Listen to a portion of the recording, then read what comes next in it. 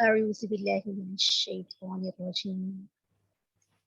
بسم الله الرحمن الرحيم. رب اشرح لي صدري ويسر لي أمري واحلل عقدة من لساني يفقهوا قولي. رب زدني علما رب زدني علما رب زدنی علما. السلام علیکم ورحمۃ اللہ وبرکاتہ. آئیے اس سیشن کا آغاز قرآن پاک کی تلاوت کے ساتھ کرتے ہیں. الله الرحمن الرحيم والفجر وليال عشر والشفع والوتر والليل إذا يسر هل في ذلك قسم لذي حجر ألم تر كيف فعل ربك بعاد إرم ذات العماد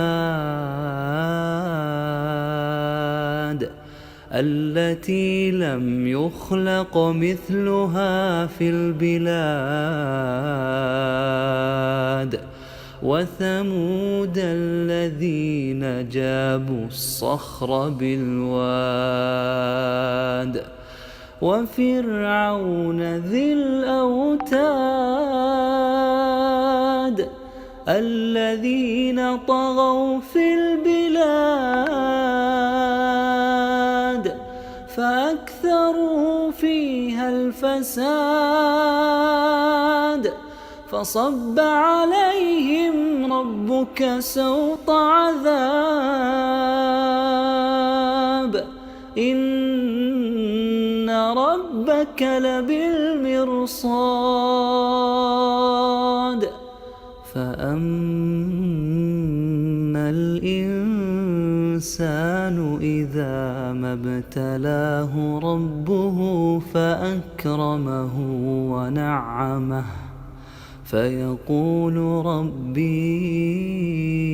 أكرمن وأما إذا ما ابتلاه فقدر عليه رزقه فيقول ربي أهانن كلا بل لا تكرمون اليتيم ولا تحاضون على طعام المسكين وتأكلون التراث أكلا لما وتحبون المال حبا جما كلا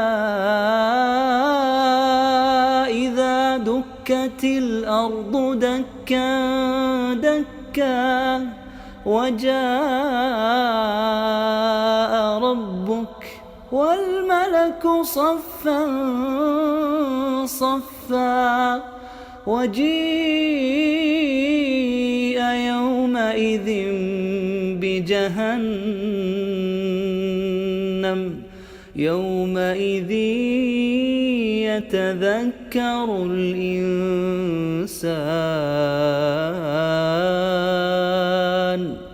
يومئذ يتذكر الإنسان وأنى له الذكرى يقول يا ليتني قدمت لحياتي فيومئذ لا يعذب عذابه أحد ولا يوثق وثاقه أحد يا أيتها النفس المطمئنة ارجعي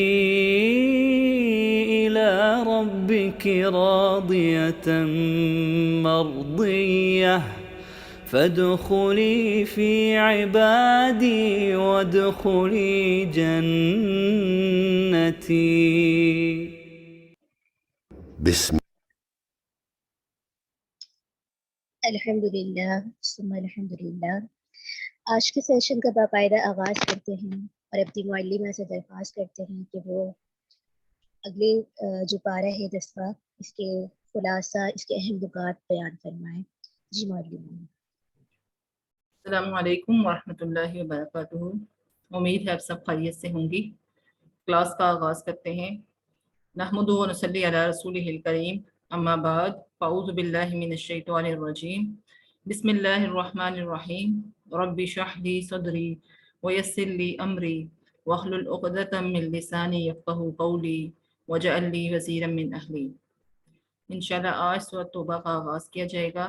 آیت نمبر 1 سے 77 تک آیات کی مختصراً تشریح بیان کی جائے گی۔ سٹارٹ کرتے ہیں۔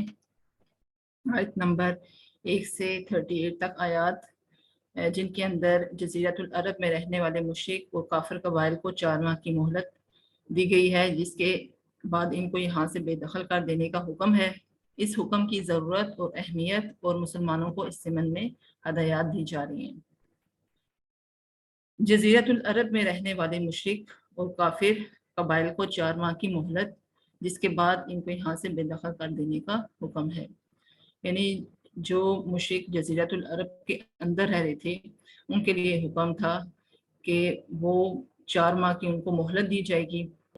وہ مہلت اس وجہ سے تھی کہ کوئی اسلام کو قبول کرنا چاہتا ہے، اسلام کو سمجھنا چاہتا ہے، تو اس کو اللہ تعالیٰ ایک اور چانس دے رہا ہے، ایک اور موقع دے رہا ہے کہ ابھی بھی موقع ہے، ابھی بھی ان کے پاس چانس ہے کہ وہ پلٹ آئیں اور اسلام میں داخل ہو جائیں۔ اور اگر اس کے بعد وہ 4 مہینے کی مہلت کے بعد ان کو یہاں سے بے دخل کر دیا جائے گا، اور تم ایسے کافروں سے کیوں نہیں لڑو گے جنہوں نے عہد کو توڑ ڈالا، آپ وسلم کو مکہ سے بے دخل کیا، پہلی بات زیادتی کی، خود ابتدا کی، تو ان سے نہ ڈرو بلکہ اللہ سے ڈرو اور ان سے قتال کرو، اللہ تمہارے ہاتھ سے انہیں سزا دے گا، عذاب دے گا۔ اب یہ ایسے کافر ہیں کہ جنہوں نے عہد کو توڑ ڈالا، یعنی جو جزیرۃ العرب کے اندر رہ رہے تھے کافر مشرک، ان کے لیے 4 مہینے کی مہلت تھی، یعنی ان کو 4 مہینے کی مہلت دی جائے گی۔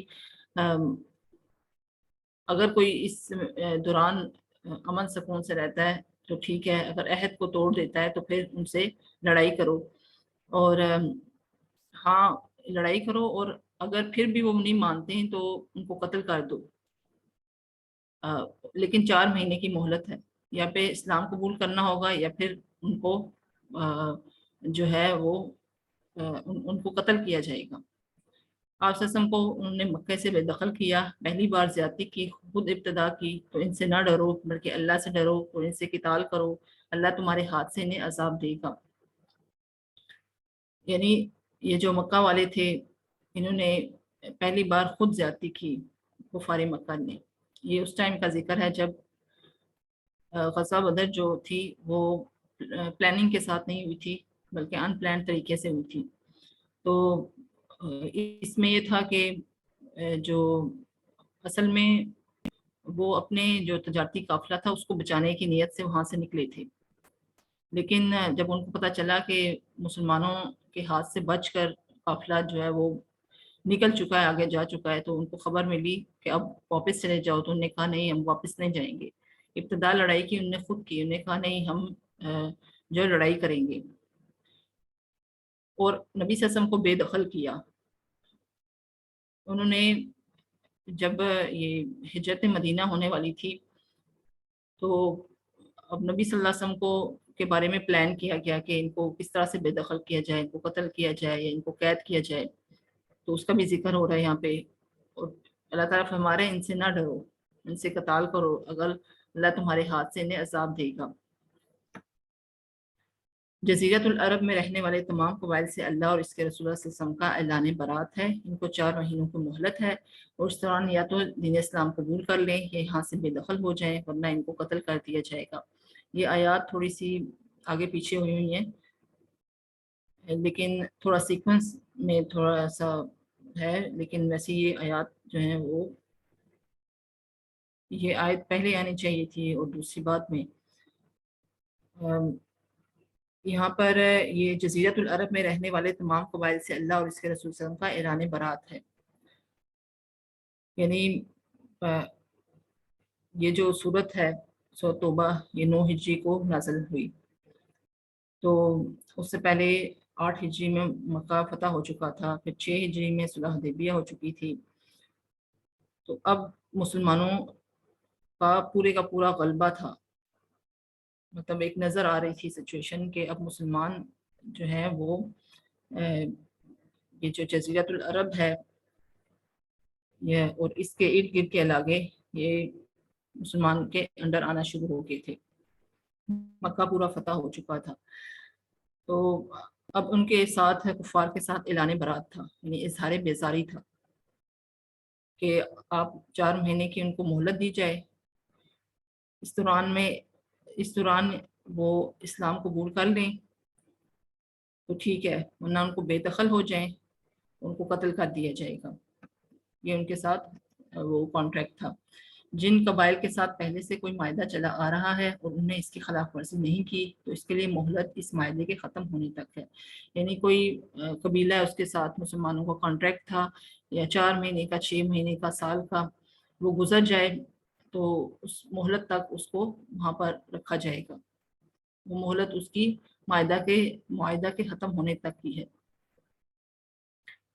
اصل میں یہ جو تھا اعلان برات، یہ ہم نے جو پچھلی صورتیں پڑھی سورۃ انفال تک، تو ایک سیکوینس ہے اس کے اندر کہ جو پہلی 5 صورتیں ہیں اس میں شریعت کا مکمل ڈھانچہ پیش کر دیا اللہ تعالیٰ نے، اور کوئی بھی ایسی چیز نہیں تھی کہ جو شریعت سے متعلق ہو وہ چھوڑ دی گئی ہو، وہ مس کر دی گئی ہو. اس کے بعد پھر 2 صورتیں سورۃ انعام اور اعراف میں مشرکین مکہ جو تھے وہ ان کے ساتھ تمام حجت کر دی گئی، دین کے پیغام کو مکمل طور پر پہنچا دیا گیا. پھر یہ انفال اور توبہ آتی ہیں کہ اس کا ٹائٹل ہی جہاد و قتال فی سبیل اللہ ہے، کیونکہ مسلمان اس ٹائم تک ایک طاقت بن چکے تھے. اب یہ جو غزوہ تبوک کا ذکر ہے اس میں سورۃ توبہ میں، یہ آخری غزوہ تھا. تو ظاہر ایک مسلمان طاقت قوت بن چکے تھے. اور اب جو تھا یہ جزیرۃ العرب، اس کو بتوں سے پاک کرنا تھا، اس کو شرک سے پاک کرنا تھا، اور وہاں سے جو مشرک رہ رہے تھے ان کو وہاں سے نکالنا تھا تاکہ بالکل پاک صاف ہو جائے، اللہ کا دین نافذ ہو جائے، جو نبی صلی اللہ علیہ وسلم کا مشن تھا وہ پورا ہو جائے. کیونکہ 21 سال ہو گئے تھے ان کو دعوت دیتے لیکن وہ ایمان نہ لے کر آئے. پورے 21 سال ہو چکے تھے. تو اب ظاہر ہے ان کو ایک الٹیمیٹم دے دیا گیا کہ اب یہاں سے بے دخل ہو جائیں ورنہ قتل کیا جائے گا. اور مہلت ان کو پھر بھی اللہ تعالیٰ دیکھیں، اللہ تعالیٰ غفور رحیم ہے، اور ایسا لگتا ہے کہ اللہ کی رحمت جو ہر چیز پر چھائی ہوئی ہے. واقعی اللہ تعالیٰ پھر بھی مہلت ان کو دے رہا ہے کہ اگر کوئی اسلام لانا چاہتا ہے تو اسلام لے آئے. 4 مہینے کی مہلت کے وہاں پہ ہی رہو اور صحیح طرح سے دیکھ سن لو، ورنہ انسان کو جب اپنی جان کی پڑتی ہے نا تو پھر انسان وہ بھی کام کرتا ہے جو اس سے نہیں ہوتا ہے، وہ بھی کام کر لیتا ہے.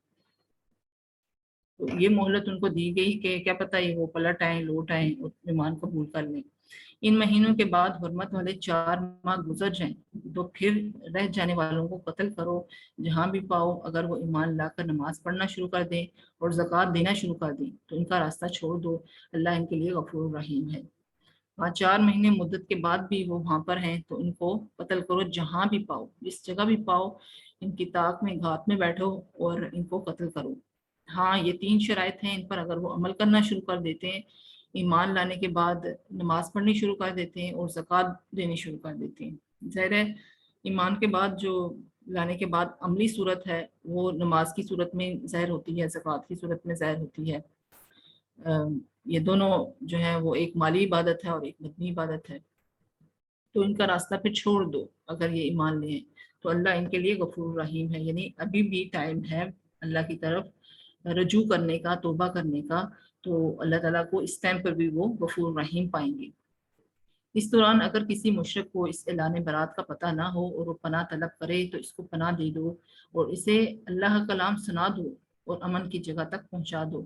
یعنی اگر کوئی مشرک ہے وہ کہتا ہے کہ اس معاہدے کا پتہ نہیں تھا کہ میں نے 4 مہینے کی مجھے مہلت دی جا رہی ہے اور یہاں پر میں نے رہنا ہے، مجھے اس معاہدے کے بارے میں پتہ ہی نہیں ہے، تو پھر اس کو پناہ دے دو، اس کو اللہ تعالیٰ کا کلام سناؤ، اس کو دین کی باتیں سناؤ، ہو سکتا ہے وہ مسلمان ہو جائے، اور نہیں ہوتا ہے تو پھر امن کی جگہ تک اس کو پہنچا دو، یعنی مکہ سے اس کو باہر نکال دو، جزیرۃ العرب ہے اس سے باہر نکال دو۔ اب ظاہر ہے ذہن میں کسی کے سوال آنا تھا کہ ان سے اعلان برات کس لیے ہے، کیا وجہ ہے مشرکین مکہ سے اعلان برات کا، کہ کیا وجہ ہے کہ کیوں ان سے اظہار بیزاری کی جا رہی ہے۔ تو اس کی وجوہات اللہ تعالیٰ نے یہاں پر بیان فرمائی، یہ اگر تم پر غالب آ جائیں تو تمہیں نقصان پہنچائیں، یعنی اب یہ غالب نہیں آ سکتے، اگر آئیں گے تو تمہیں نقصان پہنچائیں گے، کیونکہ ایک عرصہ ہو گیا ان کو دعوت دیتے ہوئے، تو ابھی بھی یہ مسلمان ہونا ہوتا تو ہو جاتے یہ مسلمان، لیکن کفر کی حالت میں ہیں۔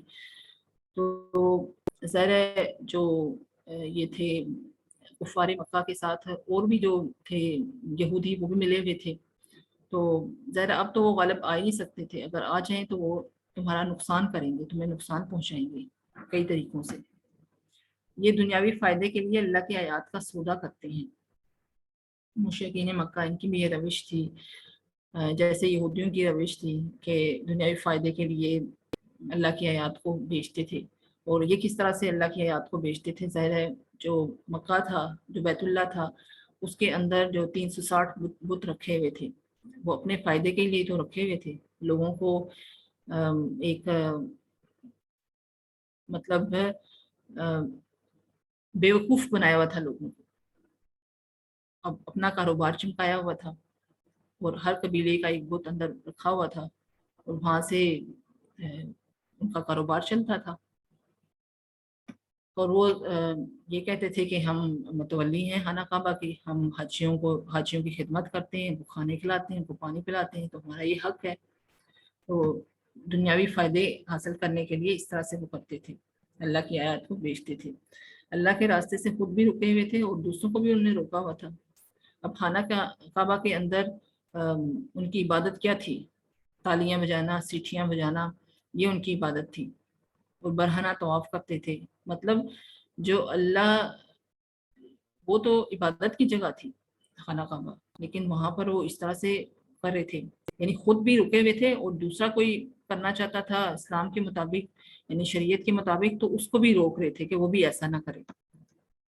اہل ایمان سے رشتہ داری کا بھی خیال نہیں رکھتے، یعنی جو نبی صلی اللہ علیہ وسلم کے بدترین دشمن تھے، ان میں ٹاپ آف دا لسٹ ان کے چچا تھے، یہ ابو جہل، ابو لہب، یعنی یہ رشتہ داری کا بھی پاس خیال اور لحاظ نہیں رکھتے تھے کہ نبی صلی اللہ علیہ وسلم سے ہمارا ایک خونی رشتہ ہے، تو ہم تھوڑے سے ان کو مطلب ان کے مطابق ان کو کرنے دیں، لیکن نہیں، وہ رشتہ داری کا خیال بھی نہیں رکھتے۔ تو یہ وجوہات تھی ان سے اعلان برات کی، اظہار بیزاری کی۔ یا ایھا الذین آمنوا انما المشرکون نجس فلا یقربوا المسجد الحرام بعد عامهم ھذا وان خفتم عیلة فسوف یغنیکم اللہ من فضلہ ان شاء ان اللہ علیم حکیم۔ قاتلوا الذین لا یؤمنون باللہ ولا بالیوم الآخر ولا یحرمون ما حرم اللہ ورسولہ ولا يدینون دین الحق من الذین اوتوا الکتاب حتی یؤتوا الجزیۃ عن ید وهم صاغرون۔ وقالت اليہود عزیر ابن اللہ وقالت النصارى المسیح ابن اللہ ذلك قولهم بأفواہہم یضاہئون قول الذین کفروا من قبل قاتلهم اللہ أنی یؤفکون۔ اتخذوا احبارهم ورهبانهم اربابا من دون اللہ والمسیح ابن مریم وما امروا الا لیعبدوا الہا واحد لا الہ الا هو سبحانہ عما یشرکون۔ مسلمانوں، تم یہ سمجھتے ہو کہ ان مشرکوں نے مسجد حرام کو آباد رکھا ہے، اس لیے ان کے ساتھ اتنی سختی نہیں ہونی چاہیے۔ تو سن لو کہ ان مشرکوں کے پاس حق ہی نہیں کہ وہ حالت کفر میں مسجد کی تولیت کریں۔ بے شک مسجد آباد کرنے کا حق صرف انہی کے پاس ہے جو اللہ اور آخرت پر ایمان رکھتے ہوں، نماز ادا کرتے ہوں، زکوٰۃ دیتے ہوں، اور جو اللہ کے سوا کسی سے نہ ڈریں۔ حاجیوں کو پانی پلانے اور مسجد حرام کو آباد کرنے والے ان جیسے نہیں ہو سکتے جو اللہ اور آخرت پر ایمان رکھیں اور اللہ کے راستے میں جہاد کریں۔ اب مسلمانوں کے دل میں یہ بات آ گئی، بعض مسلمانوں کے، کہ ان پر اتنی سختی نہیں ہونی چاہیے، کیونکہ یہ خانہ کعبہ کی دیکھ بھال کرتے ہیں، خانہ کعبہ کے متولی ہیں، حاجیوں کی خدمت کرتے ہیں، وہ کھانا کھلاتے ہیں، ان کو پانی پلاتے ہیں، تو ان کے ساتھ ذرا نرمی کا معاملہ رکھنا چاہیے۔ تو اللہ تعالیٰ فرما رہا ہے کہ یہ جو پانی پلانا ان کا اور مسجد حرام کو آباد کرنا، یہ ان جیسے نہیں ہو سکتے جو اللہ پر ایمان رکھتے ہیں اور آخرت پر ایمان رکھتے ہیں اور اللہ کے راستے میں جہاد کرتے ہیں۔ یہ تینوں چیزیں بہت اہم ہیں۔ آج دیکھا جائے یہ آیات جو ہیں ہمارے اوپر بھی اپلائی ہوتی ہیں، مسلمانوں کے اوپر بھی، کہ ایک مسلمان ہے وہ مسجد بنانے کے لیے چندے دے دیتا ہے اور نیکی کے کام بھلائیوں کاموں میں حصہ ڈال دیتا ہے، تو وہ سمجھتا ہے کہ میرا حصہ ڈل گیا ہے۔ اور دوسری طرف دیکھا جائے تو اس کا عقیدہ درست نہیں ہوتا ہے۔ عقیدے کی بیس پہ ہی تو اعمال قابل قبول ہوں گے آخرت میں۔ آمنوا وعملوا الصالحات، اللہ تعالیٰ فرماتا ہے قرآن میں کہ ایمان کے ساتھ عمل صالح ہیں، ایمان کے ساتھ عمل صالح جو نیک اعمال کرتا ہے وہ قابل قبول ہوں گے۔ ورنہ ایک انسان اپنی ساری زندگی نمازوں میں، تہجدوں میں گزار رہا ہے، زکوٰۃ دے رہا ہے، باقی دین کے جو مصارف ہیں ان کو پورا کیا جا رہا ہے، لیکن اس کا عقیدہ ہی صحیح نہیں ہے، عقیدہ ٹھیک نہیں ہے، تو اعمال کوئی بھی قابل قبول نہیں ہے۔ اور یہ جو مشرکین مکہ تھے یہ سمجھتے تھے کہ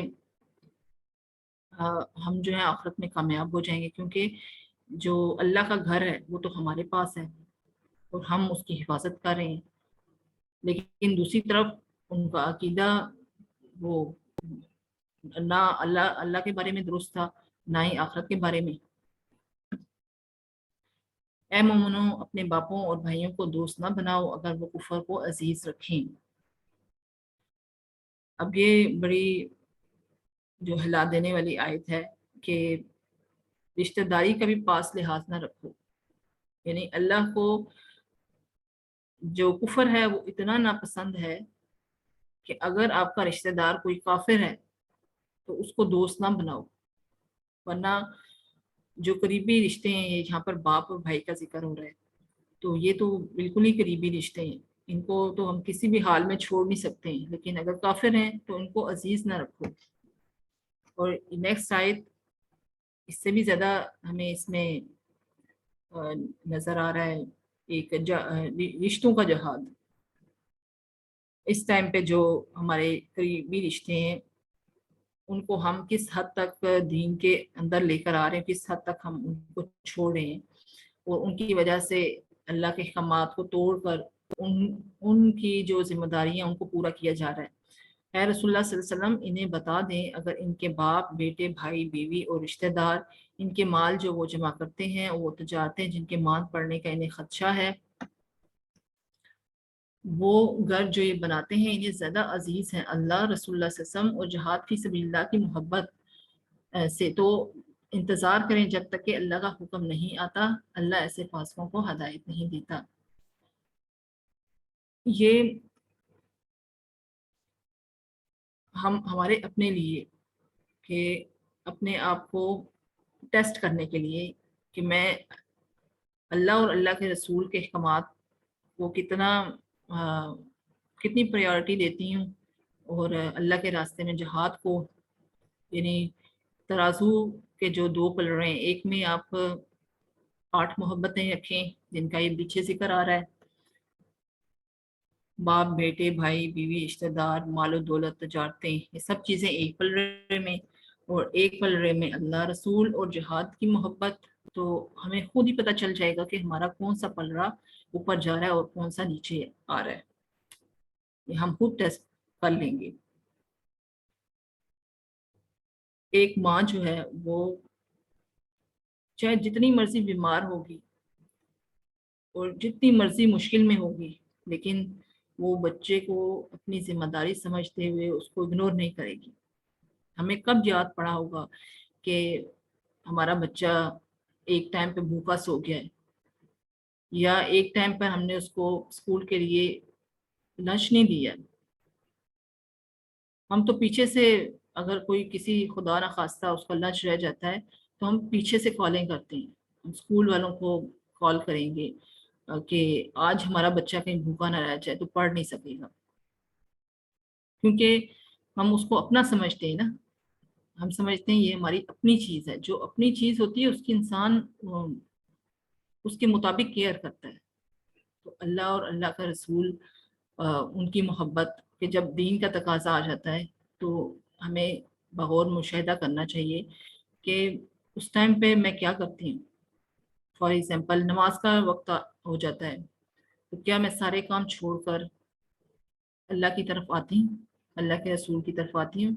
مجھے کہیں بلایا جاتا ہے دین کی محفلوں میں اور دین کے لیے کہا جاتا ہے، تو ہمارا یہی جواب ہوتا ہے کہ آپ دعا کریں نا اللہ تعالیٰ توفیق دے۔ توفیق تو ہمیں ملی ہوئی ہے، اللہ تعالیٰ نے ہمیں ساری نعمتوں سے نوازا ہوا ہے، اور اگر ہم بھی اب بھی ہم دین کے لیے نہ ٹائم نکالیں اور دوسری جو دنیاوی چیزیں ہیں ان میں لگے رہیں، دنیاوی جو رشتے ہیں ان کو پورا کرتے رہیں، یہی وجہ ہوتی ہے نا کہ انسان دین کے لیے آگے کیوں نہیں آتا ہے۔ اس کے اندر ان رشتوں کی محبت ہے، اللہ رسول اور جہاد سے زیادہ محبت پڑی ہوئی، اس لیے وہ کہتا ہے کہ انسان یہ سمجھتا ہے شاید میں ان محفلوں میں جاؤں گا یا اللہ رسول کے ساتھ میرا وقت لگے گا تو شاید یہ ضائع ہو جائے گا، اور اس ٹائم پہ میں وہ کام کر لوں گی، وہ کام ہو جائے گا۔ وہ شیطان ہے نا، آپ کو دھوکے میں ڈالتا ہے کہ دنیا میں لگے ہو، دنیا کی زندگی ہے، حالانکہ فانی زندگی ہے، دو چند روزہ زندگی ہے، لیکن اسی میں اس نے آپ کو لگایا ہوا ہے کہ اب یہ کام کر لو، وہ کام کر لو۔ حالانکہ آپ دیکھیں کہ دین کے لیے کتنی مشکلات سہنی پڑی، جو پچھلے لوگوں کو اگر دیکھا جائے، صحابہ کرام کی زندگیوں کو، کہ دین ایسے ہی تو ہمارے تک نہیں پہنچا، لیکن اب ہمارے لیے کتنی آسانی ہے، گھر بیٹھے بٹھائے ہم ایک بٹن آن کریں اور ہم آن لائن ہو جاتے ہیں، اور ہم دین کو سیکھ سکتے ہیں، پورے قرآن کو، اس کے سٹیپس کو اور اس کی سٹیجز کو، اور ہم مطلب کوئی بھی ایسی چیز نہیں ہے اب کے دور میں کہ ہم اس کو سیکھ نہ پائیں۔ اللہ نے کتنی آسانی کر دی، لیکن پھر بھی ہم اللہ اور رسول کے کو ٹائم نہ دیں تو اللہ تعالیٰ پھر آگے کیا فرما رہے کہ اللہ ایسے فاسقوں کو ہدایت نہیں دیتا، جس کے پاس ساری نعمتیں بھی ہیں، سورسز بھی ہیں، پھر بھی وہ کہہ رہا ہے نہیں میں دین کے لیے کام نہیں کر سکتا ہوں، تو اللہ تعالیٰ فرما رہا ہے کہ اللہ ایسے فاسقوں کو پھر ہدایت نہیں دیتا ہے۔ یقیناً اللہ اس سے پہلے بھی مدد کر چکا ہے کئی میدانوں میں، مثلاً معرکہ حنین میں بھی جب مسلمانوں کو اپنی کثرت پر ناز ہو گیا تھا، اس وجہ سے آزمائے گئے، پھر اللہ نے سکینت نازل کی رسول صلی اللہ علیہ وسلم کو اور فتح نصیب فرمائی۔ اللہ تعالیٰ فرما رہا ہے کہ پہلے بھی اللہ تعالیٰ مدد کر چکا ہے، اگر ابھی کوئی نہیں آتا آپ کے ساتھ غزوہ تبوک میں تو اس سے پہلے بھی ہے، تو اللہ تعالیٰ کئی میدانوں میں آپ کی مدد کر چکا ہے۔ یہاں پر حنین کا خاص ذکر ہے، معرکہ حنین کا، کیونکہ مسلمان کثیر تعداد میں تھے، یعنی 10,000 کی تعداد میں تھے مسلمان، اور دوسری طرف جو کافر تھے وہ 3,000 کی تعداد میں تھے۔ تو پہلے تو انہوں نے مسلمانوں پر کافی تیر برسائے اور مسلمان کی ہوا اکھڑ گئی، تو وہ کس وجہ سے؟ کیونکہ ان کو اپنی کثرت پر ناز ہو گیا تھا کہ آج تو ہمیں ہی فتح حاصل ہوگی، لیکن پھر اس کے بعد اللہ تعالیٰ نے مسلمانوں پر سکینت نازل فرمائی اور رسول اللہ صلی اللہ علیہ وسلم کو فتح نصیب فرمائی۔ رسول اللہ صلی اللہ علیہ وسلم کی زندگی کا بھی یہی مقصد تھا کہ وہ دین کو تمام ادیان پر غالب کر دیں، چاہے مشرکوں کو کتنے ہی کراہت ہو۔ یعنی نبی صلی اللہ علیہ وسلم کے مشن کو واضح کیا جا رہا ہے، ان کی زندگی کا مقصد آپ دیکھیں کہ انہوں نے دین کو نہیں چھوڑا، انہوں نے دعوت کام کو نہیں چھوڑا، ان پہ کتنی مشکلات آئیں، سفر طائف کا واقعہ دیکھیں، پھر اس کے علاوہ شعب ابی طالب گھاٹی 3 سال وہاں رہنا، اور صعوبتیں برداشت کرنی، تکالیف اٹھانی، یہ سب چیزیں ہونے کے باوجود نبی صلی اللہ علیہ وسلم نے دین کو غالب کر کے دکھایا، ان کا مشن یہی تھا، اور آج ہمارا مشن بھی یہی ہونا چاہیے. ہماری زندگی کا مقصد، اگر مقصد ہمارے سامنے ہو تو پھر اس پر عمل کرنا آسان ہو جاتا ہے. اللہ کے نزدیک مہینے گنتی میں 12 ہیں، جن سے وہ 4 حرام مہینے ہیں. یہ ہمیشہ سے ایسے ہی محترم رہے ہیں. یعنی جو یہ 4 مہینے ذوالقعدہ، ذوالحجہ، محرم اور رجب، یہ شروع سے حرام مہینے ہیں، اور اللہ تعالیٰ فرمایا اس میں لڑائی نہیں کرنی ہے. لیکن آج میں اجازت دیتا ہوں کہ اگر کفار تم سے لڑتے ہیں تو تم بھی ان سے ان مہینوں میں لڑو، ورنہ یہ حرمت والے مہینے ہیں. اس میں دوسرے کی جان، مال، عزت، ہر چیز کی ہم نے کیئر کرنی ہے. اور یہ مہینہ تو ویسے ہی اس کا ہے، محرم کا مہینہ ہے. مہینوں کو آگے پیچھے کرنا سخت گناہ ہے. اب ایک مشرکین مکہ کے اندر یہ بدعت تھی کہ وہ مہینوں کو آگے پیچھے کرتے تھے. یعنی اگر حج کا سیزن ہے تو وہ یہ چاہتے تھے کہ حج جو ہے وہ درمیانے موسم میں ہو، تاکہ لوگ زیادہ سے زیادہ آئیں اور ہمارا کاروبار اور تجارت خوب چلے. اور کبھی جو حرام مہینہ ہوتا تھا اس میں لڑائی شروع کر دیتے تھے اور کہتے تھے اس مہینے کو ہم اگلے مہینے میں شفٹ کر دیتے ہیں. یعنی گنتی پوری کرنا ان کا مقصد تھا کہ حرام مہینوں کی گنتی پوری کر لیں، چاہے وہ کسی مہینے میں بھی پوری کریں. باقی یہ نہیں تھا کہ اللہ نے جو 4 مہینے حرام کیے ہیں تو وہ شروع سے ہی حرام ہیں، ان میں خیال رکھیں، ایسا نہیں تھا. اب جو جزیرۃ العرب سے باہر کے علاقے تھے وہ حضرت عمر نے فتح کیے، اور پھر کچھ شکیں رکھی ان کے سامنے. انہوں نے کہا کہ یعنی جو باہر کے تھے ان سے پھر جزیرۃ العرب سے باہر جو لوگ تھے ان سے ان شرائط پر یہ شرائط انہوں نے سامنے رکھی کہ ہم ان شرائط پورا اتریں گے تو ہمیں حق ہے کہ ہم ان علاقوں میں رہ سکتے ہیں. امیر المومنین حضرت عمر فاروق رضی اللہ تعالیٰ عنہ سے جب آپ کے لشکر ہم پر آئے، یعنی لشکر آئے اور پھر فتوحات حاصل ہوئی، شام اور عراق کے علاقہ جو ہے فتح کیا، ہم نے آپ سے اپنی جان، مال اور اہل و عیال کے لیے امن طلب کی کہ ہمیں امن دے دیں.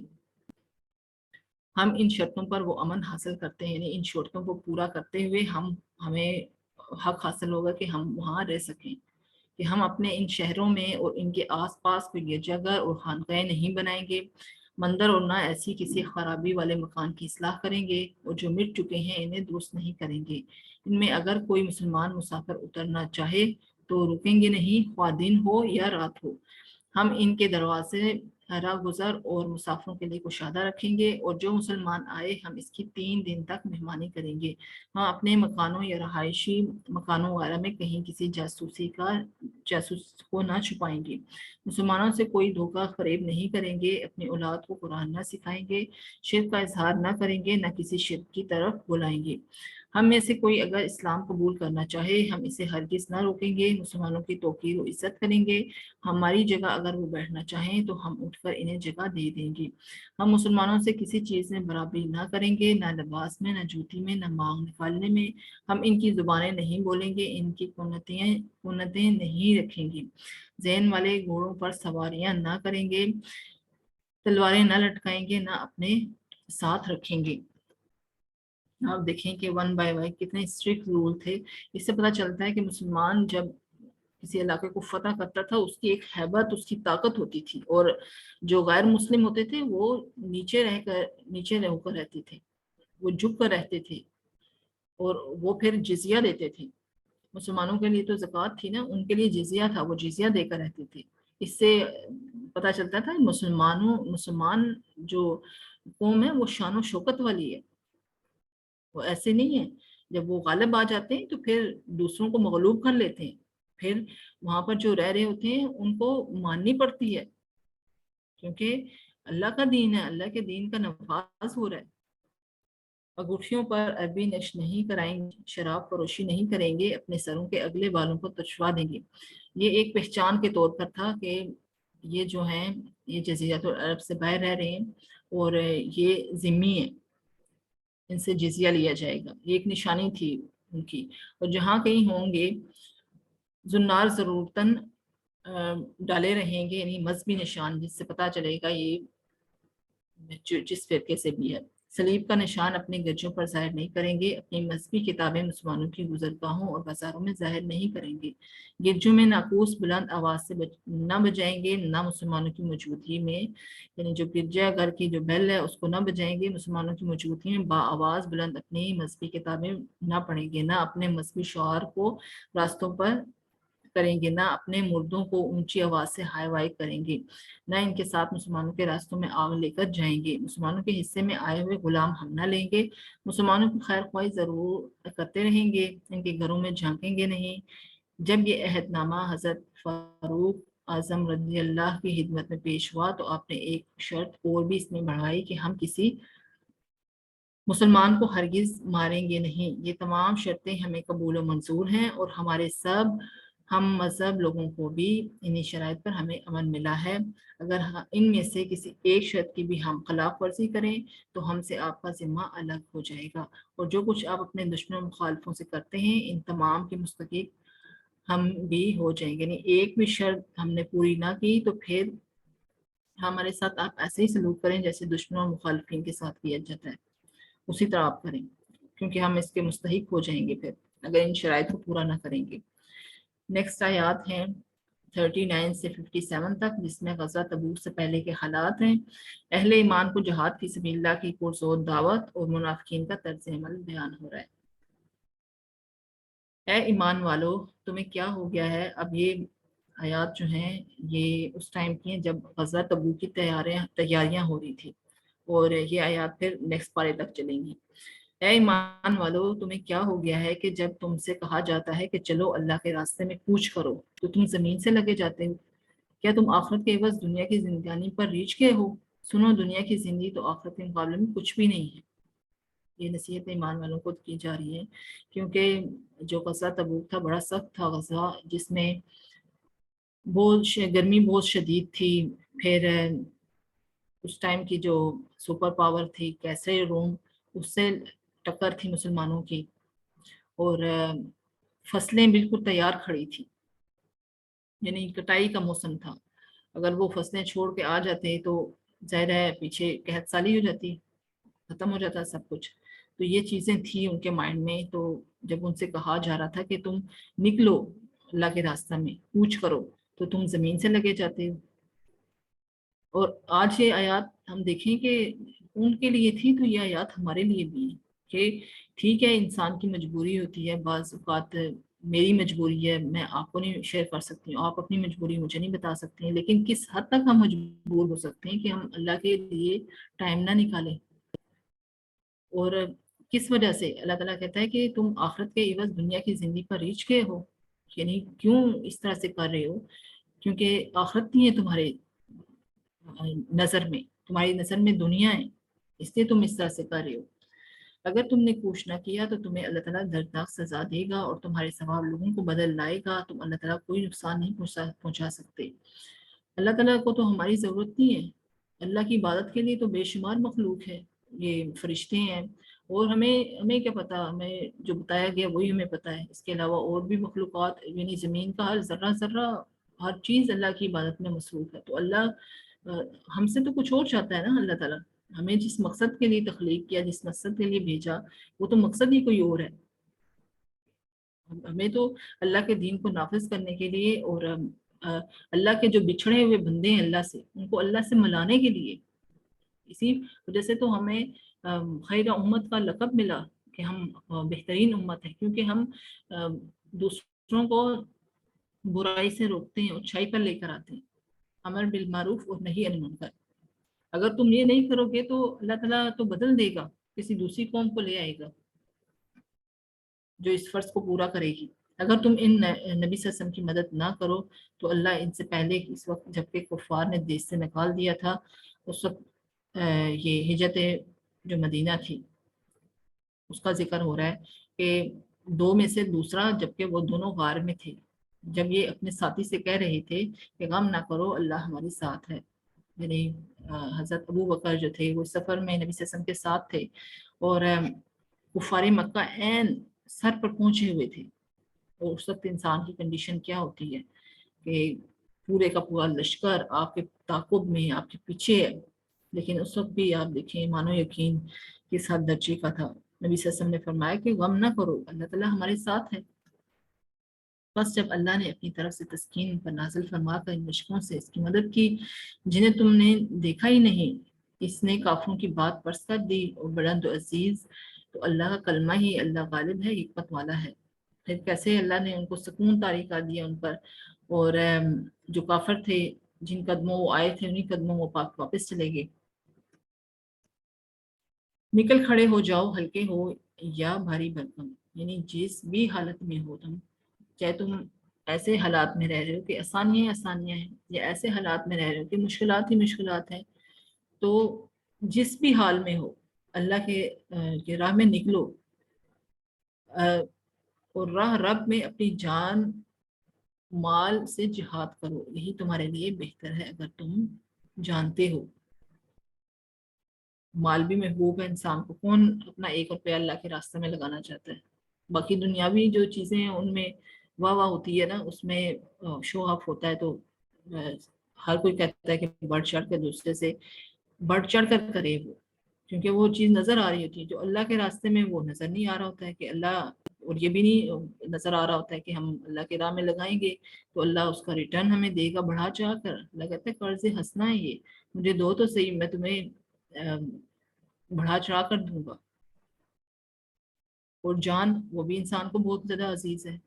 ये दोनों चीजें इनका खास जिक्र है, जान माल, यही तो है अल्लाह की राह में पैसा लगाओ, टाइम लगाओ, अपनी कुव्वतें ताकतें जो दी हुई हैं वो अल्लाह की राह में लगाओ, यही तुम्हारे लिए बेहतर है। अगर करीब का सफर होता तो ये मुनाफिकीन जरूर निकल जाते, लेकिन इन पर दूर की मुशक्कत पड़ गई। अनकरीब कस्में खाएंगे, अगर इनमें इस्तात होती तो जरूर जाते, ये खुद अपने आप को हलाक कर रहे हैं, अल्लाह जानता है कि झूठे हैं। अभी मुनाफिकीन का ये गज़वा तबूक के अंदर, जब गज़वा तबूक के टाइम पर इनका किरदार पूरे का पूरा अल्लाह ताला ने सामने खोल कर बयान किया। इससे पहले नहीं था इस तरह, लेकिन अब टाइम आ चुका था, क्योंकि पीछे कितने गज़वात हो चुके हैं, ये आखिरी गज़वा है। तो इसमें भी इनके बहाने ख़त्म नहीं हो रहे थे। नबी सल्लल्लाहु अलैहि वसल्लम से आके अब ये अगली आयत है, इनमें में पता चल जाएगा किस तरह से बहाने लगाते थे कि हमें ना जाना पड़े, क्योंकि ये डरपोक होते हैं, अपनी जान की इनको फिक्र होती है, मर जाएंगे क्या होगा पीछे का, और मोहब्बत है चीज़ों की दिल में, दुनियावी चीज़ों की, इस वजह से। और कहते थे कि सफ़र बहुत तवील है, ज़्यादा सफ़र बहुत तवील था जो टक्कर लेने जा रहे थे मुसलमान कैसे कैसे रूम से, तो वो जो सफ़र था वो बहुत तवील था। तो कहते थे कि अगर हमारे में इस्तात होती तो हम ज़रूर जाते, लेकिन ये अल्लाह ताला कहते हैं झूठ बोलते हैं ये। इनका पहली जो चीज़ बताई सो बकरा के अंदर जब 3 किरदारों को पेश किया, तो उनकी मुनाफिकीन की जो पहली सिर्फ बताई वो झूठ बोलते हैं। और अल्लाह ताला फरमा रहा है कि अगर इनने तैयारी की होती, अगर इनका इरादा होता तो इनने पहले से तैयारी की करके रखी होती, कोई घोड़ा तैयार किया होता, कुछ साजो सामान असला तैयार किया होता, इनने तो कुछ तैयारी की नहीं है। इस इंसान ने अगर किसी अहम मुहिम पर जाना हो, कैंपिंग कैंपिंग पे जाना है, किसी और शादी ब्याह की तकरीबात हैं उनमें जाना है, जिस चीज़ को इंसान अहम समझता है उसके लिए कितना अरसा पहले तैयारियां शुरू कर देता है। लेकिन ये मुनाफिक का तर्ज अमल ये था, क्योंकि इनने जाना ही नहीं था ना, तो इसलिए ये इस तरह की चीज़ें हरकतें करते थे कि बहाने लगाते थे, झूठ बोलते थे। तो इनने तैयारी की होती, तो इरादा होता तो पहले से अपने आप को तैयार करके रखते, ऐसी तो कोई बात नहीं थी। और फिर कुछ जो थे मुनाफिक वो कहते थे कि अगर हम वहां पर चले जाएंगे रोम, यानी ज़रा कैसे रोम के साथ थी टक्कर थी मुसलमानों की, वहां चले जाएंगे तो जो रूमी औरतें होती हैं वो बहुत खूबसूरत होती हैं, ऐसा ना हो कि हम फितने में पड़ जाएं। जद बिन कैस के बारे में ये मुनाफिक इसने कहा था कि हम वहां चले गए तो हम फितने में पड़ जाएंगे। अल्लाह का जवाब कि ऐसी बातें करके तुम फितने में पड़ चुके हो पहले से ही, तुम फितने में क्या पढ़ना है, तुम फितने में पढ़ चुके हो। आप सिस्टम को बुराई पहुंचे इन्हें बुरा लगता है, बुराई पहुंचे तो अच्छा लगता है। यानी जब मुसलमानों को फतह होती थी और ये उस जंग में नहीं होते थे और माले गनीमत मुसलमानों को हासिल होता था, तो फिर ये इस तरह की बातें करते थे, काश हम भी होते, हमें भी मिल जाता ये हो जाता वो। लेकिन जब شکست ہوتی تھی وہ بڑے خوش ہوتے تھے، ایسی کی تیسی، اچھا ہوا ان کے ساتھ، ان کو جو ہے وہ تکلیف پہنچی ہے. یعنی منافقین کی ایک ایک چیز کو اللہ تعالیٰ نے کھول کھول کے بیان کیا ہے. جب منافقین نے کچھ انفاق دینا چاہا تو اللہ نے فرمایا کہ تم چاہے مال خوشی سے دو یا کراہت سے، قبول نہ کیا جائے گا. یعنی بعض جو منافق تھے انہوں نے کہا کہ ہمیں جانے کی ضرورت نہیں ہے، تو ہم ایسا کرتے ہیں کہ مال دے دیتے ہیں، انفاق دے دیتے ہیں، چلو ہماری طرف سے قبول ہو جائے گا. تو اللہ نے کہا کہ ہرگز قبول نہ کیا جائے گا مال، چاہے تم خوشی سے دو یا کراہت سے دو، دونوں صورتوں میں. جیسے قرآن کے بیشتر مقامات میں آتا ہے کہ وہ ایمان نہیں لائیں گے، ان کو بتاؤ یا نہ بتاؤ وہ نہیں لائیں گے ایمان. تو اس طرح وہ خوشی سے بھی دیں یا کراہت سے دیں تو ان کا مال قبول نہ کیا جائے گا، کیونکہ دل ایمان سے خالی ہیں. جہاں آپ کو کی ضرورت ہو کہ آپ نے حصہ بننا ہے وہاں آپ حصہ ڈالیں تو اس کا تو کوئی فائدہ نہیں ہے. تو آج بھی مسلمان جہاں دین کے کام ہو رہے ہیں وہاں خود نہیں جاتے ہیں، بس روپے پیسے دے دیتے ہیں، چندہ خیرات صدقات دے دیتے ہیں، اپنا حصہ ڈال دیتے ہیں. وہ سمجھتے ہیں کہ ہم نے اپنا فرض پورا کر دیا، حالانکہ مال کے ساتھ جان کا بھی مطالبہ ہے کہ مال بھی لگاؤ، جان بھی لگاؤ، اور اللہ کی راہ میں وقت بھی دو اللہ کو. یہ لوگ اللہ اور اس کے رسول صلی اللہ علیہ وسلم کا کفر کرتے ہیں اور نماز بڑی سختی سے ساتھ پڑھتے ہیں. یہ بھی ان کی ایک صفت ہے کہ نماز بڑی سستی کے ساتھ ادا کرتے ہیں. یہ منافقین کی نشانی ہے. آپ سسم کو ان کے مال اور اولاد دھوکے میں نہ ڈالیں، اللہ انہی کے ذریعے ان پر عذاب نازل کرتا ہے.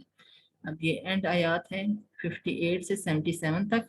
اس کے اندر منافقین کے الزامات، ان کی سازشیں، دین کا مذاق اڑانا، منافقین مردوں عورتوں اور مومنین مردوں عورتوں کے کرداروں کا موازنہ ہے، مرض نفاق کی ہلاکت خیز اور اس کا برا انجام.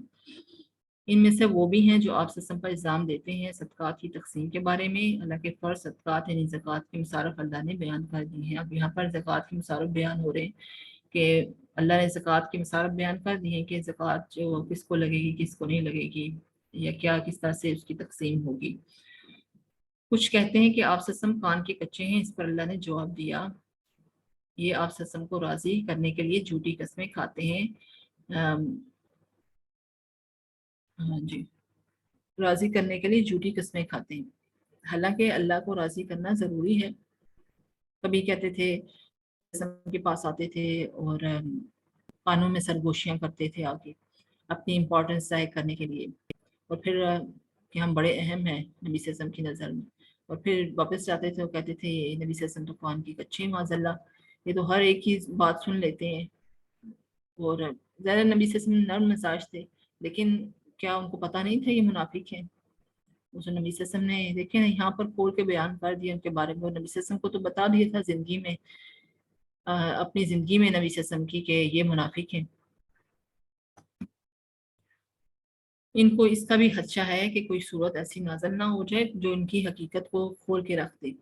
اب یہ بھی ڈرپوک ہوتے نا، کیونکہ غلط کر رہے تھے، اس وجہ سے اب ان کو خدشہ ہر وقت رہتا تھا، یا ہر وقت خطرے میں ہوتے تھے کہ پتہ نہیں ایسا نہ ہو جائے، ویسا نہ ہو جائے، یہ نہ ہو کہ ہماری اصلیت سامنے آ جائے مسلمانوں کی. اگر وہ غلطی پر تھے تو اپنے آپ کو ان کو ٹھیک کر لینا چاہیے تھا، لیکن ٹھیک بھی نہیں کر رہے تھے اپنے آپ کو، اور ڈر بھی رہے تھے کہ پتہ نہیں کوئی صورت ایسی نازل نہ کر دے اللہ تعالیٰ کہ ہماری جو حقیقت ہے اس کو کھول کے بیان کر دے وہ صورت. جب ان کے مذاق اڑانے کے بارے میں خبر ملتی ہے تو کہتے ہیں ہم یوں ہی ہنسی مذاق کر رہے تھے. اب ان کی عادت ہوتی ہے کہ یہ بہت زیادہ ہنسی مذاق کرتے ہیں، دین کے بارے میں تمسخر اڑاتے ہیں، دین کی باتوں میں. انہیں کہیں کہ کیا اللہ اور اس کے رسول صلی اللہ علیہ وسلم ہی آیات اور ان کی آیات ہی رہ گئی ہیں مذاق اڑانے کے لیے؟ تم کافر ہو گئے اس کے بعد کہ ایمان لائے تھے. مذاق اڑاتے ہیں. اور آج بھی مسلمان یعنی زبان سے تو کلمہ گو ہیں، ہم کسی کو منافق نہیں کہہ سکتے. یہ ہمارے اپنے اوپر ساری آیات اپلائی ہو رہی ہیں، میں کہتی ہوں میرے اپنے اوپر ہو رہی ہیں، اپنے آپ کو سمجھنے کے لیے کہ یہ چیزیں ہمارے سامنے آ رہی ہیں کہ میں کہیں منافق تو نہیں ہوں، کیونکہ اللہ نے یہاں پہ بیان کر دی چیزیں. اپنے اوپر انسان خود دیکھے کہ میں کہیں منافق تو نہیں ہو گیا ہوں. کہ وہ مذاق اڑاتے ہیں، ہنسی مذاق اڑاتے ہیں. اور آج بھی ایسا ہوتا ہے کہ ہے تو مسلمان لیکن دین کا اس قدر مذاق اڑایا جا رہا ہے کہ آپ دو چار بندوں میں آپ دین کی بات کر رہے ہیں، دین کی محفل سجی ہوئی، جو ہی وہ دین کے لوگ بیچ میں سے نکلے تو بیچ میں پیچھے سے اللہ کی آیات کا مذاق اڑایا جا رہا ہوتا ہے. کہتے ہیں ہاں یہی ہیں دین کے لیے رہ گئے، یہ تو جیسے اس ٹائم پہ نبی صلی اللہ علیہ وسلم کے زمانے میں کہتے تھے یہ ہیں ان کو اللہ نے توفیق دی ہے، یا یہ دین کے کام کر رہے ہیں تو بیوقوف ہیں، دنیا کے لیے تو کچھ نہیں کر رہے ہیں، تو دین پہ لگے ہوئے ان کو تو کیا ملے گا، کچھ بھی نہیں. تو اس طرح مذاق اڑاتے تھے، کیونکہ کام جو کوئی نہیں ہوتا تھا، فارغ ہوتے تھے تو ظاہر ہے کام کوئی نہیں ہے، مقصد کوئی نہیں ہے سامنے، تو پھر زندگی ایسے کھیل تماشے میں گزرتی ہے انسان کی. منافقین مرد اور عورتیں ایک دوسرے کے معاون ہیں، جبکہ مومن مرد اور عورتیں ایک دوسرے کے معاون ہیں. یہ منافق عورتوں کا بھی یہاں پہ ذکر ہے، منافق مرد منافق عورتیں، مومن مرد مومن عورتیں، یہ دونوں ایک دوسرے کے معاون اور مددگار ہیں. اے رسول اللہ صلی اللہ علیہ وسلم، آپ کفار اور منافقین سے لڑائی کیجیے اور ان پر سخت ہو جائیں. یعنی اب ٹائم آ گیا تھا غزوہ تبوک کے اندر کہ اب بھی وہ اس طرح سے نبی صلی اللہ علیہ وسلم کے بارے میں سازشیں کر رہے تھے، دین کا مذاق اڑا رہے تھے اور دین کو کھیل تماشا بنایا ہوا تھا. اللہ کی آیات کا وہ کے ساتھ ہنسی کھیل کر رہے تھے.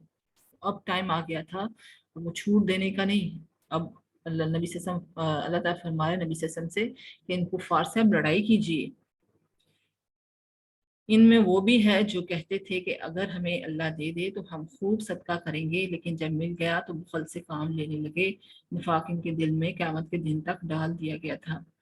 یہ واقعہ سالمہ بن خاطب کا، یعنی سندن صحیح نہیں ہے واقعہ، یہ انصار ایک صحابی تھے ان کے بارے میں بتایا جاتا ہے، لیکن یہ سندن صحیح نہیں ہے. کہ جب یہ کہتے تھے کہ ہمارے پاس تو مال ہی نہیں ہے، ہم کیا اللہ کے راستے میں خرچ کریں، ہمیں جب اللہ تعالیٰ دے گا تو ہم کریں گے مال. لیکن جب اللہ ان کو دے دیتا تھا تو یہ پھر بخل سے کام لیتے تھے. اور آج ہم بھی اپنے آپ کو دیکھیں اگر کہ ہم بعض اوقات ہمارے پاس مال نہیں ہوتا ہے، لیکن ہم کہتے ہیں کہ ہمارے پاس مال آ جائے تو پھر ہم اللہ کے راستے میں خرچ کریں گے. تو ہمارا اس ٹائم پہ رویہ کیا ہوتا ہے کہ جب اللہ نے ہمیں مال، ہمیں ہر چیز دی ہوتی ہے تو پھر ہم اللہ کے راہ میں نہ لگائیں. تو یہ آج کا سیشن یہاں تک ہی تھا. آپ کے سوالات ہم لے لیتے ہیں تقریباً جی 8 بہت منٹ شکریہ. سے. جی معلمہ بہت شکریہ، جزاک اللہ خیرن کثیرن. بہت ہی اچھے انداز ہوتا ہے آپ کا. اور آج کا جتنا بھی سبق تھا بس میں یہی سوچ رہی تھی کہ گویا کی آیات بتائی تو منافقین کے بارے میں، ان کی عادات اور چیزوں کے بارے میں جا رہی تھی، لیکن ہمارا اپنا محاسبہ تھا اس میں. اور جس طریقے سے آپ بیان کرتی ہیں تو بس وہی بات ہے کہ آپ کہتی جائیں اور ہم سنتے جائیں، کیفیت ایسی ہی ہوتی ہے. اللہ تعالیٰ آپ کی علم میں برکت عطا فرمائے اور ہم آپ سے ہمیشہ استفادہ کرتے رہیں. اگر عزیزات آپ سوال ہے تو آپ اپنا چیٹ باکس میں لکھ کے بھیج سکتی ہیں. ہمارے پاس تقریباً 5 منٹ ہیں. آپ میں سے کوئی براہ راست معلمہ سے کوئی سوال کرنا چاہتی ہیں تو آپ اپنا ریزیو ہینڈ کا آپشن استعمال کر لیجئے، ہم آپ کا مائک انمیوٹ کر دیں گے. اس کے علاوہ معلمہ اگلے سیشن جو کہ ہمارا آخری سیشن ہوگا، اس حوالے سے اگر آپ کچھ یہاں بتا دیں ہماری طالبات کو تو رہنمائی جی ہو جائے گی. لاسٹ جو کلاس نیکسٹ کلاس ہے وہ ہماری لاسٹ کلاس ہوگی انشاءاللہ. تو اس میں آپ اپنا کوئی فیڈ بیک دینا چاہیں اس کورس سے متعلق، یا کوئی اپنا کچھ شیئر کرنا چاہے کہ یہ کورس کر کے ان میں اس کے اندر کیا چینجنگ آئی، اس نے کیا محسوس کیا، اور وہ کس طرح سے ان چیزوں کو اپنے اوپر لے رہا ہے اور کس طرح سے اپلائی کر رہا ہے، کس طرح سے کتنا فرق پڑا ہے کہ آپ ایک دائی کی حیثیت سے یہ کام دوسرے تک پہنچا رہے ہیں. یعنی اپنا سارا کچھ آپ اس کے اندر نیکسٹ سیشن کے اندر بیان کر سکتی ہیں، اپنا فیڈ بیک بھی دے سکتی ہیں. باقی یہ جو کوئزز وغیرہ اسائنمنٹس وغیرہ ان کے اندر آپ کو کوئی مشکلات ہیں تو وہ بھی آپ ہم سے شیئر کر سکتی ہیں انشاءاللہ.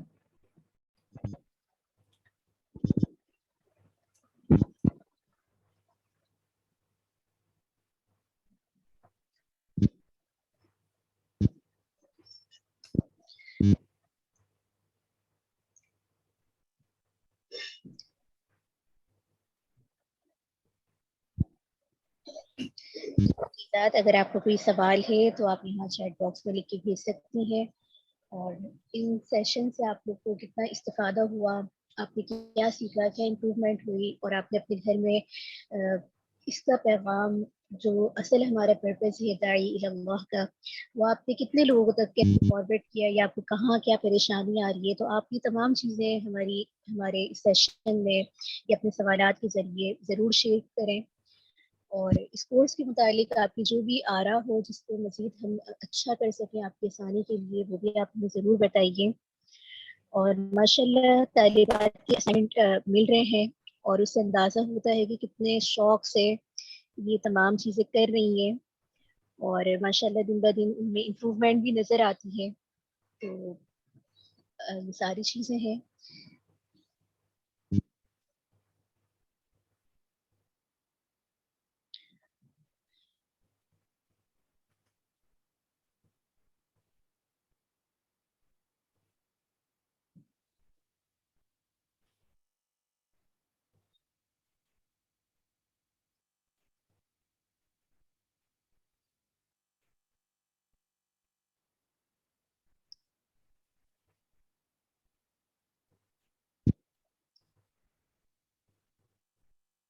سسٹر نمن, اگر سوال نہیں کسی کا کوئی تو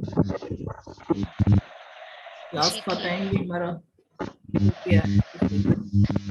معلومہ ہم اس سیشن کو ختم کر دیتے ہیں, اور اگر کسی طالبہ کا کوئی سوال ہوگا تو وہ آپ اسٹوڈنٹ گروپ میں بھیج سکتے ہیں. ابھی بھی کچھ دیر کے لیے گروپ اوپن رہے گا, آپ اپنے سوال وہاں پہ بھیج سکتے ہیں. اس دعا کے ساتھ انشاءاللہ اگلے سیشن ہمارا لاسٹ سیشن ہوگا, اور جتنا بھی ہم نے پڑھا اس کے متعلق ضرور ہم اپنا فیڈ بیک دیں گے. اللہ رب العزت سے دعا ہے کہ جتنا کچھ پڑھا سیکھا اس کو اللہ رب العزت اپنی بارگاہ میں قبول فرمائے, ہماری کمی کوتاہیوں کو معاف فرمائے. سبحان اللہ وبحمدہ, سبحانک اللہم وبحمدک, اشہد ان لا الہ الا انت, استغفرک واتوب الیک. آمین. السلام علیکم ورحمۃ اللہ وبرکاتہ.